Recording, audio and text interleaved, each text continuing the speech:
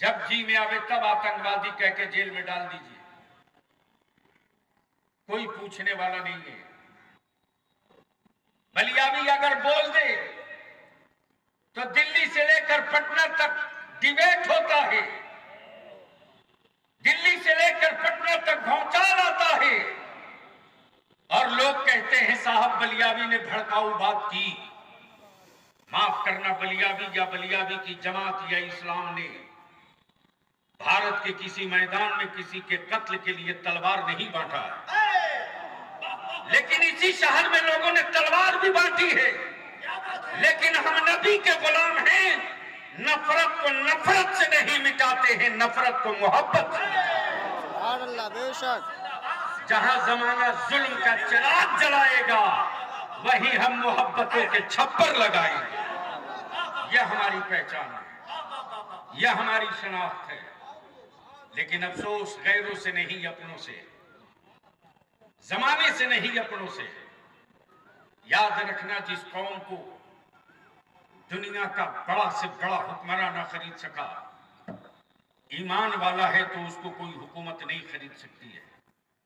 हाँ, ईमान वाले की भीड़ में अगर कोई टोपी दाढ़ी रख करके भेड़िया रहे तो उसको कोई भी खरीद सकता है। और ये कारोबार कटिहार में बड़ी आसानी से चल रहा है। लेकिन याद रखें, इसका भी इलाज हम लोग ढूंढेंगे, छोड़ेंगे नहीं। और ये तो हमने एक नुमाइंदा इजलास के लिए बुलाया था। यह हमारा जिला का सम्मेलन नहीं है, यह हमारी जिले कॉन्फ्रेंस नहीं है। ये सिर्फ कटिहार के प्रखंड और पंचायतों के नुमाइंदे आए हैं। जिस दिन बलियावी और इदारे शरीयत चूल्हे को आवाज दे देगा, उस दिन कटिहार शहर की सांस जाम हो जाएगी। हमने तो सिर्फ नुमाइंदों को बुलाया, नुमाइंदे आए। लेकिन मैं आपसे पूछना चाहता हूं, अभी भी हमारे कुछ नौजवान इधर बाईं तरफ खड़े हैं, बाईं तरफ लोग हैं। पता नहीं हमारे ही लोग हैं या तमाशा देखने वाले लोग हैं। ये बाईं तरफ है, लगता है कि उनको धूप से डर लगता है। शायद मैं हिंदी ही बोल रहा हूं, अगर समझ रहे हो तो आगे आ जाएं। इसलिए कि मैं तकरीर करने नहीं खड़ा हुआ हूं, बस 2 मिनट की और गुफ्तगू होने वाली है। जो लोग पीछे हैं वो सब आगे आ जाएं, और जो लोग अभी भी स्टेडियम के अंदर हैं उनसे भी मैं कहूंगा अब आगे आ जाइए। जो स्टेडियम के अंदर हैं, बिल्कुल पिंजड़े के अंदर हैं, अगर आवाज सुन रहे हैं तो वो भी आगे आ जाए। और मैं समझता हूँ मैं तजवीज़ पेश कर दूं। क्या हजरत काजी साहब, अब मैं तजवीज़ पेश कर दूं। करारदाद जहेज वाली, तो 5 मिनट और सुनेंगे, 5 मिनट सुनेंगे। मैं समझ रहा हूँ धूप तेज है, लेकिन हम जानते हैं 1 घंटा बोलिए, 1 घंटा। कि आप ही वो हो जो दूसरों की दरी बिछाने के लिए कहीं कहीं चले जाते हैं। और सियासी रैलियों में आपको धूप नहीं लगती है। न नेता के चेहरे का रंग बदलता है और न नेता की जनता का। लेकिन जहां तेरी नस्लों के वजूद का सवाल है वहां धूप लग रही है। याद रखना, ये धूप बहुत महंगी पड़ने वाली है आपको। आज बात बलियावी की समझ में नहीं आ रही है। जो डॉक्टर जाकिर साहब ने कहा आएगी तो उस वक्त तेरे पास संभलने को मौका भी नहीं रहेगा। तो मैं आपसे पूछूं कि जहेज खत्म होना चाहिए कि नहीं होना चाहिए? जोर से बोलो, होना चाहिए कि नहीं? जहेज खत्म होना चाहिए कि नहीं होना चाहिए? मैं अपने उलमा से, मुफ्ती जुबैर साहब, हालत ये है कि झारखंड के मुसलमानों ने झारखंड में, जमुई में, नवादा में, कटिहार आपके बेतिया में, मोतिहारी में, शिवहर में, महुआ से तो हमारे काजी साहब खुद तशरीफ फरमा है। जिन लोगों ने नकदी ले ली थी वो नकदी ले जाकर वापस लौटा दी है। और अब तो हाल ये है कि अभी जमुई में 2 दिन पहले की बात है, वायरल भी हुई है ये खबर, अब बहुत कायदे से वायरल हुई है। डीजे लोगों ने तय कर रखा था, और जब इदारे शरीका की तहरीक बेदारी का जमुई में इजलास हुआ और सबसे पहले मैंने आवाज दिया था किनको, जिसका बेटा कुंवारा है उसको, जिसका बेटा कुंवारा है उसको। इस मजमे में कोई एक आदमी है जिसका बेटा कुंवारा है तो खड़ा हो जाए, खड़ा हो जाए। जिसका बेटा कुंवारा है वो खड़ा रहे। जिसका बेटा कुंवारा है, जिसकी शादी नहीं हुई, जिन जिन लोगों के बेटे कुंवारे हैं वो बाप खड़े हो जाए, वो बाप खड़े हो जाए। फैज भाई आपका भी बेटा कुंवारा है। हाँ, जिसका मुश्ताक भाई बेटा, आपका भी बेटा कुंवारा है, जिसका बेटा कुंवारा खड़े हो है, जाइए, वहीं पर खड़े हो जाइए। नहीं छोड़ दीजिए, मैं निपटाता हूँ ढंग से। हाँ छोड़ूंगा थोड़ी नहीं। क्या बात है। अच्छा, स्टेज पे जितने मौलाना हैं सबके बेटे की शादी हो गई है क्या? यहाँ भी होना चाहिए। हाँ वही शुरू कीजिए, वही से शुरू कीजिए। अच्छा, 18 देख लीजिए, जब उलमा खड़े हो जाएंगे ना तो हमारी आवाम दौड़ कर चलेगी। आप बतावें ना मेरे उलमा, मेरी आवाम ने हमारी कहा नहीं माना। हमारे आलिम ने कहा मस्जिद बनानी है, लोगों ने कहा मौलाना मेरा घर बाद में बनेगा, 5 बोरी सीमेंट ले लो। बोलो सही है कि गलत? हमारे आलिम ने कहा कि हमको मदरसा बनाना है, मेरी कौम ने कहा मेरा बच्चा 2 रोटी कम खा लेगा, आप रसूलुल्लाह का घर बना लीजिए। आपने कहा कि मुझको 12 रबीउल अव्वल का जुलूस निकालना है, लोगों ने कहा 5 किलो शक्कर मेरी तरफ से भी ले लो। कहा मेरी कौम ने मुझको अकेले छोड़ा है। मेरी कौम मेरी जरूरत पूरी कर सकती है, मेरी लालच पूरी नहीं कर सकती। मेरी कौम मेरी जरूरत पूरी कर सकती है, मेरी लालच पूरी नहीं कर सकती। आज पूरी दुनिया में रईसुल कलम के नाम का डंका इसलिए नहीं बज रहा कि वो बहुत बड़े आलिम थे, बल्कि उस आलिम ने साबित कर दिया है कि लोग अपनी जरूरत के लिए जिया करते हैं। अरशदुल कादरी अहले सुन्नत के लिए जी रहा है, इसलिए क्या? नारे तकबीर, नारे रिसालत, कायदे अहले सुन्नत।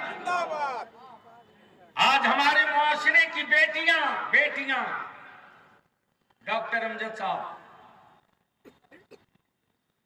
एक मां को 2 बार झटका आता है। एक झटका तो उस वक्त आता है जब उसकी विलादत का होता है, और दूसरा झटका उस मां को उस वक्त लगता है जब उसकी नजर पड़ती है कि पैदा होने वाली बेटा नहीं बेटी है। और करीब करीब 20 साल तक उस मां को रोज झटका लगता है। जब जब वो मां अपनी बेटी को देखती है तब एहसास होता है कि मेरी बेटी के हाथ पीले कैसे होंगे, इस लालची समाज के लोगों का मुंह में कैसे भरूंगी। झाड़ू पोछा भी कर लेती है अपनी बेटी की इज्जत और वकार के लिए। तो जो कौम अपनी नस्लों की और अपनी कौम की बेटियों को 20 साल झटका दे, उस कौम को अगर हुकूमत झटके दे रही तो चीखते क्यों हो? उस कौम को अगर हुकूमतें झटका दे रही है तो चिल्लाते क्यों हो? जिस दिन तुम अपनी बेटियों को झटका देना बंद कर दोगे, उस दिन भारत में तुझको कोई झटका देने वाला नजर नहीं आएगा। सवाल इसका है। आज जमीनें बिक रही हैं,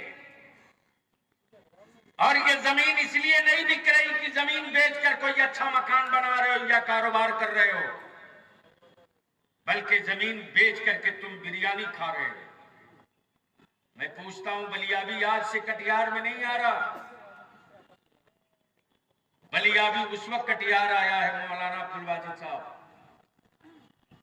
जब कटिहार जंक्शन से उतरकर आजमनगर जाने के लिए कोई सवारी नहीं मिली थी। आज 7 बजे शाम को 7 बजे शाम को मैं नहीं जा सका था।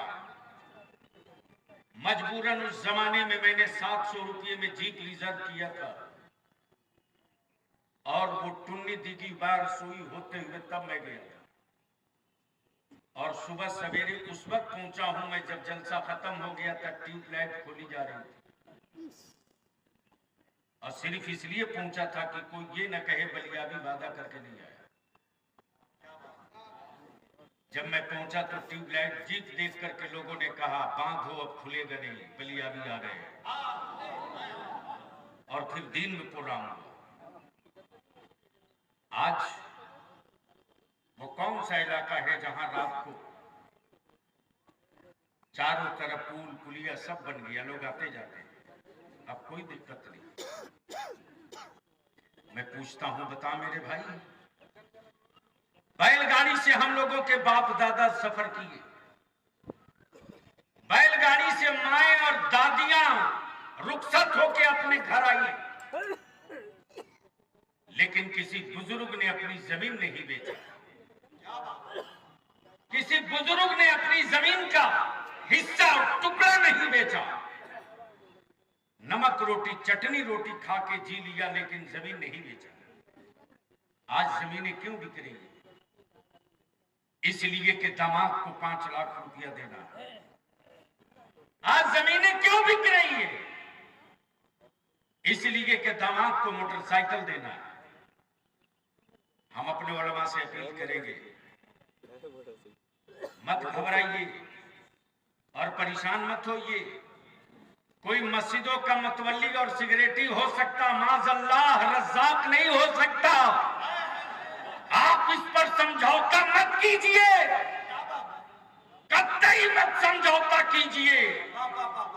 जिस बारात का दूल्हा खरीदा हुआ हो और जिस बारात में नाच बाजा डीजे गाजा हो, आप साफ ऐलान कर दीजिए कि तुम मुझको इमाम रखो मत रखो, हम नबी की सुन्नत के खिलाफ आने वाली बारात का निकाह।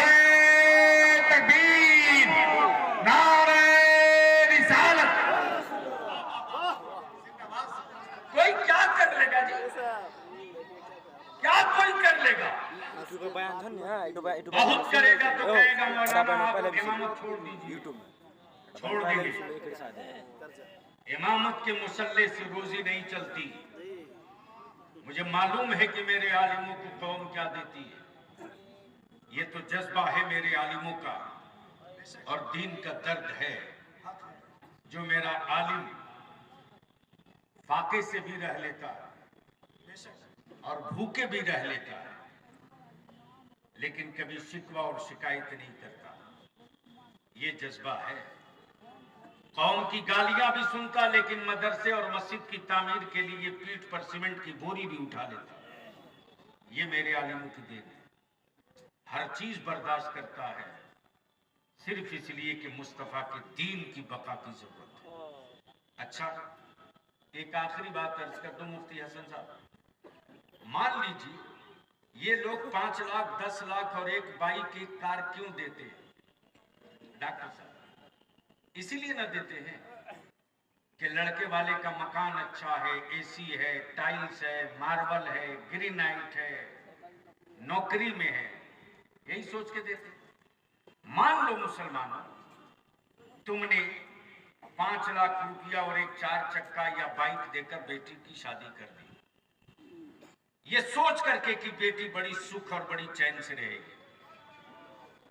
और मान लो तेरी बेटी गई अपने ससुराल की चौखट पर और तेरे दामाद को हार्ट अटैक आ गया, मौत हो गई। अल्लाह न करे ऐसा, लेकिन हो गई अगर, जिंदगी और मौत का मालिक मेरा रब है, तो क्या ये टाइल्स और ग्रेनाइट और एसी वाले मकान में तुम्हारी बेटी की जिंदगी गुजर जाएगी? अरे बोलो ना, जोर से बोलो, गुजरेगी? गुजरेगी? तो मैं कहता हूं क्यों दामाद खरीद रहे हो? क्यों दामाद खरीद रहे हो? अल्लाह पर भरोसा रखो और ईमानदार और नेक और सालेह दामाद तलाश करो।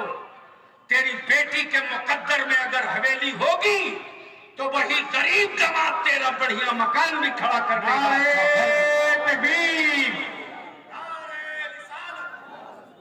लेकिन कुछ करना पड़ेगा। लेकिन यहाँ तो इस इलाके में डॉक्टर साहब कंपटीशन है, दामाद खरीदने का कंपटीशन चल रहा है। जमीनी रिपोर्ट मैं लेके बैठा हूं। एक ने कहा कि फलाना 3 लाख टका दे रहा है एक मोटरसाइकिल, लेकिन बात जमी नहीं है। तो पट से पड़ोस वाला बोलता है तो हम 3.5 लाख दे देंगे, बुलेट भी दे देंगे। किसकी बेटी को रुस्वा करने के लिए अपनी बेटी को आगे बढ़ा रहे हैं? किसकी बेटी को रुस्वा करने के लिए अपनी बेटी को आगे बढ़ा रहे हैं? याद रखना, कुआं तुमने खोदा है तो बाद में कोई जाएगा, पहले तुम ही जाओगे। तो मैं आपसे पूछूं कि जहेज खत्म होना चाहिए कि नहीं होना चाहिए? कितने लोग चाहते हो जहेज खत्म होना चाहिए? जोर से बोलकर बताओ, हाथ उठाकर। जहेज खत्म होना चाहिए कि नहीं होना चाहिए? जहेज को उखाड़ फेंकना चाहिए कि नहीं फेंकना चाहिए? अदारे शरिया के जो जिम्मेदारान है कटिहार के, मुफ्ती अब्दुल वाजिद साहब, रमजान शरीफ से पहले एक मीटिंग बुला लीजिए और ये तहरीक का काम प्रखंड वाइज चलेगा, हर प्रखंड में। और जब ये सारे प्रखंड में एक एक मस्जिद, एक एक मकतब, एक एक मस्जिद के सदर सेक्रेटरी की मौलाना आसन साहब लिस्ट हमको चाहिए रमजान से पहले, तब उसके बाद कोई बड़ा फैसला लेंगे इंशाअल्लाह। तो अब मैं आपसे पूछूं कि रोज लोग मेरे आका की तौहीन कर रहे हैं, क्या इसके खिलाफ कानून बनना चाहिए कि नहीं बनना चाहिए? कितने लोग चाहते हो बनना चाहिए? तो सब लोग खड़ा हो जाइए, स्टेज वाले भी खड़ा हो जाइए। आप थोड़ा पीछे आ जाइए, आप आगे आइए।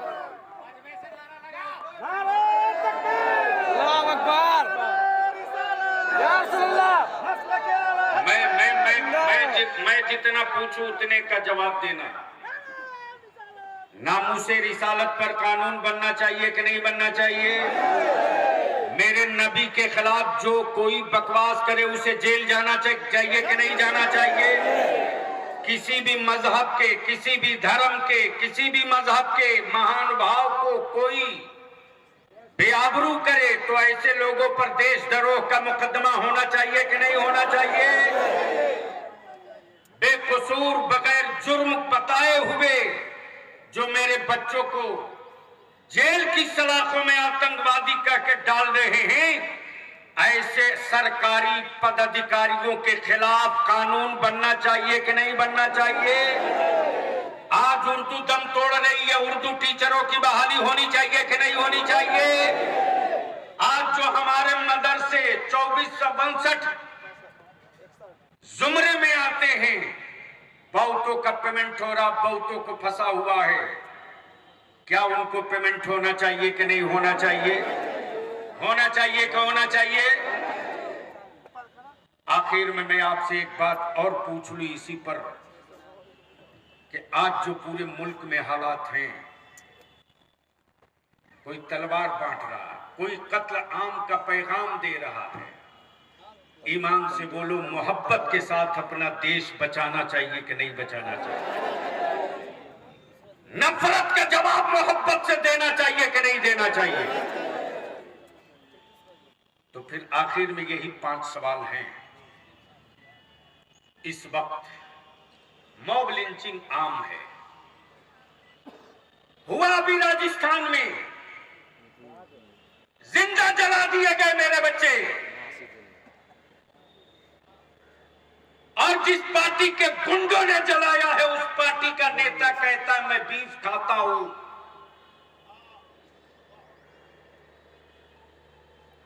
मंत्री है वो कह रहा मैं बीफ खाता हूं। तो मंत्री को निकालने की औकात तो नहीं है मंत्रिमंडल से, लेकिन मजलूम मुसलमान के बच्चों को बगैर जुर्म साबित सिद्ध हुए जलाने का पावर रखते हैं। तो बोलो, इस वक्त इदारे शरिया ने महसूस किया कि दलित भाइयों के खिलाफ है किसी की हिम्मत जो उनकी जमीन पर, मकान पर कब्जा कर ले? अरे है हिम्मत किसी की? जोर से बोलो, है हिम्मत?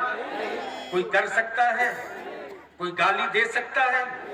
कोई डंडा मार सकता है? इस वक्त पूरे भारत में इस वक्त मुसलमान मजलूम है। हमारी दाढ़ी देख करके लोग जिहादी कहते, हमारी टोपी देख करके लोग आतंकवादी कहते।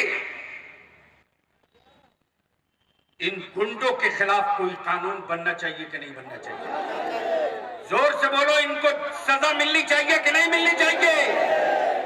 ताबेदारे शरिया ने तय किया कि जिस तरह दलित भाइयों को भारत में इज्जत के साथ जीने के लिए दलित एक्ट बना के दिया गया, अब जरूरत आ गई है कि भारत के मुसलमानों के अंदर भरोसा पैदा करने के लिए एक मुस्लिम सेफ्टी एक्ट बनाई जाए और उसी तरह उन्हीं धाराओं के साथ बनाया जाए जो दलित भाइयों के लिए बना हुआ है।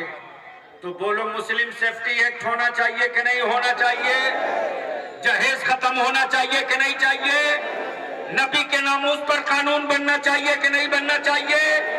अब इस लड़ाई को आगे बढ़ाने के लिए बलियाबी अगर आवाज दे, निकलो घर घर से, तो निकलोगे कि नहीं निकलोगे? साथ दोगे कि नहीं दोगे? साथ दोगे कि नहीं दोगे? अगर कोई बड़ा फैसला ले लेगा रही शरीगा कि जो मेरी बात को मानेगा हम उसको मानेंगे और जो नहीं मानेगा उसको रास्ते से हटाएंगे, फैसला तो होगा। मौलाना मुफ्ती जुबैर साहब आगे आइए, आगे आइए। अब बहुत दिनों तक आराम कर लिए, बकिया हिस्सा मौलाना मसूद साहब बदल गए। तो ये 5 कानून है। पहला नामूसे रिसालत पर, बोलो नबी के खिलाफ, नबी की तौहीन करने वालों पर देशद्रोह का मुकदमा होना चाहिए कि नहीं? कानून बनना चाहिए कि नहीं? जो मॉब लिंचिंग और जो डराने की राजनीति हो रही है, उन लोगों को कंट्रोल करने के लिए मुस्लिम सेफ्टी एक्ट बनना चाहिए कि नहीं बनना चाहिए? उर्दू टीचर बहाल होना चाहिए कि नहीं चाहिए? जो मदरसे अभी बचे हुए हैं उनको इमदादी होना चाहिए कि नहीं होना चाहिए? और इसी के साथ साथ ये बता दो हमको कि जहेज को खत्म होना चाहिए कि नहीं चाहिए? तो ये काम हुकूमत करेगी कि आप करोगे? ये काम हुकूमत करेगी कि आप करोगे? आखिर में बड़ी जिम्मेदारी से कह रहा हूं, अगर कोई लड़का वाला लड़की वालों को हड़का करके रुपया ले तो देने से पहले हमको बलियाबी को एक बार फोन कर देना। ताबेदारे शरिया से मैं इंतजाम लगवा रहा हूं कि लड़की वाला पैसा देगा और सरकारी आदमी जाएगा लेने के लिए कि तुमने इतना रुपया एक गरीब बेटी के बाप से लिया है। बोले, इन बेईमानों को जेल जाना चाहिए कि नहीं जाना चाहिए? जेल भेजना चाहिए कि नहीं भेजना चाहिए? आप साथ दोगे जेल भिजवाने में? आप साथ दोगे जेल भिजवाने में? लिख लो कटिहार वालों, अगर पूरे जिला से 5 लड़के का बाप जेल चला गया ना, तो या तो छठे का बेटा कुंवारा ही मर जाएगा या गरीब की बच्ची से बगैर जहेज के निकाह करने पर मजबूर हो जाएगा। यही 2 काम होगा। आपने इतना वक्त दिया, अब अपनी जगह बैठ जाइए। आखिरी खुतबा हजरत काजी शरीयत का होगा, फिर सलाम।